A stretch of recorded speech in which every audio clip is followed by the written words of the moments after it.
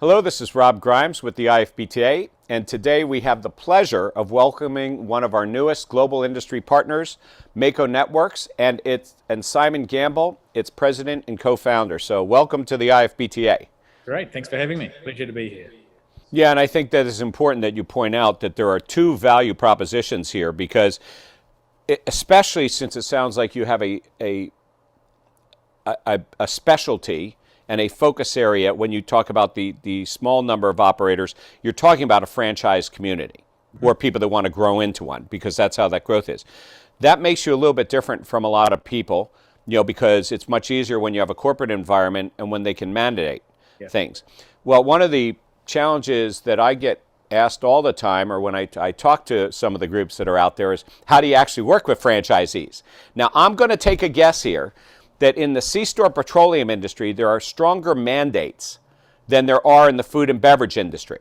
Yep. And the reason why is because you're dealing with very well-regulated things like pumps, and you're dealing with other technologies that are there. In the restaurant industry, we don't necessarily have that, and many of these brands had franchisees who did their own thing long before they ever started connecting them.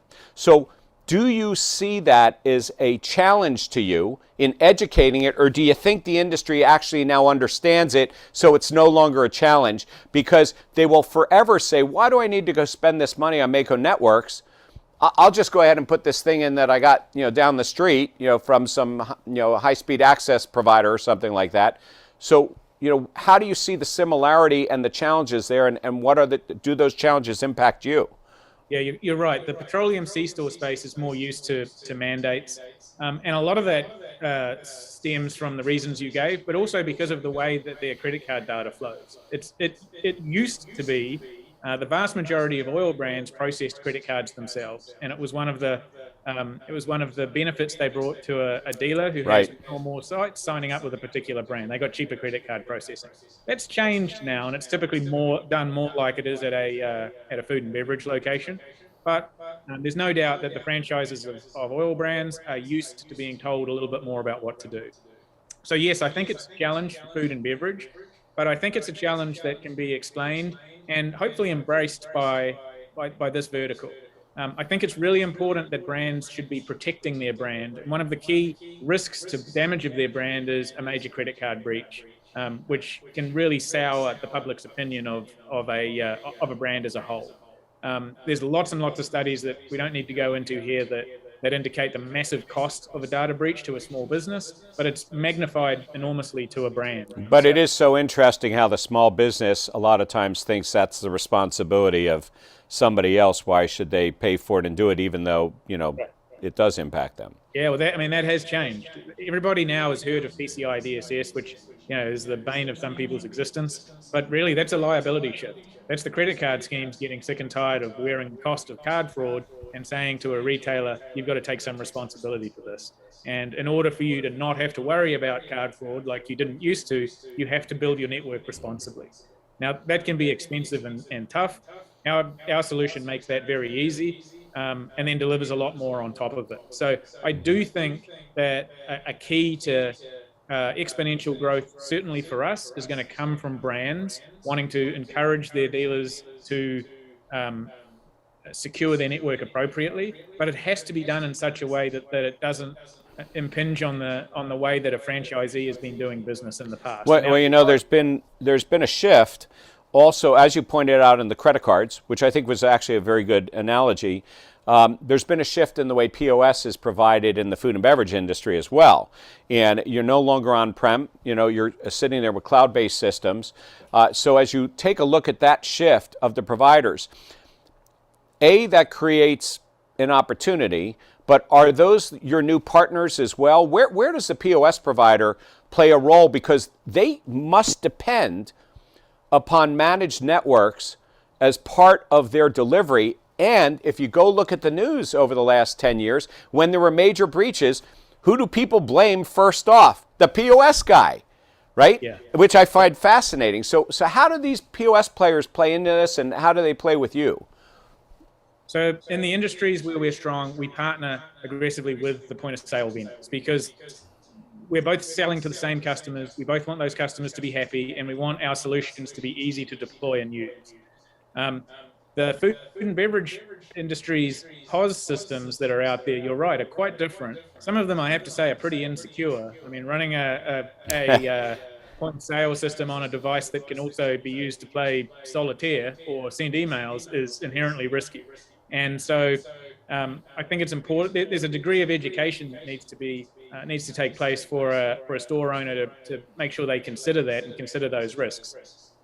I understand a lot of store owners are going to say, hey, look, I can use this POS, it's cheaper, and using a more expensive one doesn't get me any more customers, it just costs me money. And that may be true, but it also reduces a huge amount of risk, because for those guys, if they do suffer a breach, they're probably out of business. So you have something of a specialty, though, in the QSR and the fast casual market versus the full service piece that's there?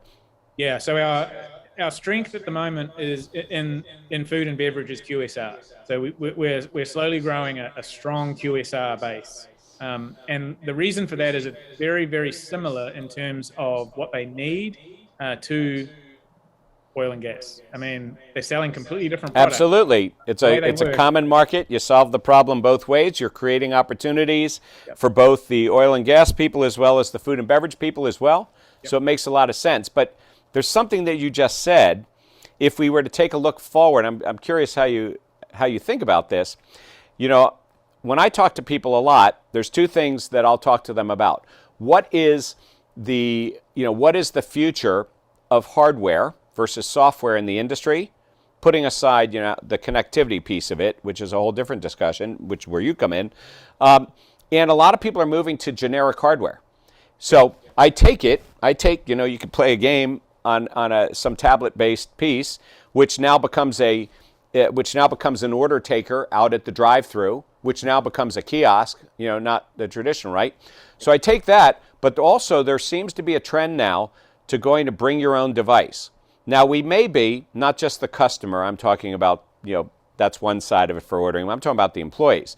Maybe it's not going to be the next 2 or 3 years, but we may see a point in time where the same thing that they take their phone calls, do their text and email and everything is also connected to the system to take orders when they're there, or at least for management, they're putting applications on these devices. How are you going to protect that going forward, or maybe you are the solution to it?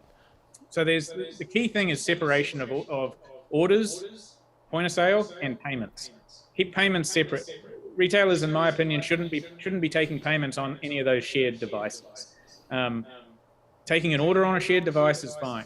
Taking a payment on that shared device opens up all sorts of attack vectors that people don't need to expose themselves to. Criminals are going to go where the money is. They're going to go with the lowest hanging fruit. What's easiest for me to attack? Payments having moved off dial-up onto IP has meant a criminal doesn't even have to be in a store to rob it anymore. You're just making their lives easier by having a multi-use device that's also being used for payments. There's even more ways a criminal can get into that device. I don't want us to forget guest connectivity in that one too. That would be the third one. Yeah, and that's another thing it's all about segmentation. So if you plan out your network ahead of time, you can keep everything separate. You can apply the right amount of security to the parts of your network that need it, and leave freedom in the parts of the network that need that. The key piece here is payments is money. Payments need to be secured, separated, and our technology makes that really simple and easy. It's what we do for all of our customers, large and small. So separation lets you lock down areas that need it, and still give you that freedom for guest Wi-Fi, for order taking on devices that are shared for other purposes. So you can have your cake and eat it too. You just need to do a little bit of thinking. But to be clear on that, because obviously, especially the smaller independents, even franchisees are always cost sensitive when they're looking at that. Sharing or dividing up or segmenting a network doesn't necessarily mean have 2 and 3 and 4 times the amount of equipment. No, not at all. It just means putting the right equipment you've got in the right place. That's really it. Right. And I'm not so sure that people understand that. I don't think so either. I think that they understand, maybe I have to get 3, 4 different pieces, but that isn't the case. And you also did not say, and I just want to clarify this as well, that as this industry evolves and you start connecting more and more smart equipment and things like that, while you may have more data flowing, in here. It doesn't necessarily mean expanding the equipment, but it may mean further segmentation, which should be made simple. Yes, exactly. We're all about making it simple. So our technology, this will sort of date me, I guess, to a lot of younger people, but well, you've already said the word ISP. I caught that earlier. You said the word dial-up. I got that one earlier too, and I actually know what we're talking about here. Yep. Okay, so don't worry about that. You're already there, but I am too, so we're all right. Well, you remember the old phone network. So everybody could pick up a phone, and you had a small number of digits on the front, and all the heavy lifting and the technology was in the back end. No one thought about it, and that's what we try and make networking with Mako. So the front end, the way people use it is really simple and easy, and we do the heavy lifting on the back end through technology, which makes it super cost effective for food and beverage people to get the network security they need without overburdening themselves. So I'm thinking of a marketing term here. I'm not a marketing person, right? I started out in my head with thinking Mako makes it simple, but then I just said Mako simple. Somehow I got the idea, even though I lost those words in the middle. So you are free to use that if you choose to have Mako simple, and we'll just get the message out there if you want going forward. Because that's really what it's about. It's making tough things simple, so they can. And I think that is your message. It is, yeah. I mean, if you own a restaurant, QSR, whatever, you're interested in selling food and drinks and making money out of that. You don't want to be a network expert. Leave that to us. Absolutely. Absolutely. And by the way, operators shouldn't be technology, providers either. So, and you see that a lot. I want to thank you for joining us today. And again, this is Rob Grimes with the IFBTA, and it's been our pleasure to welcome Mako Networks as a global industry partner of the IFBTA, and Simon Gamble. Thank you. Appreciate you taking the time, and we're really looking forward to meeting some of your members and being part of the team. Thank you.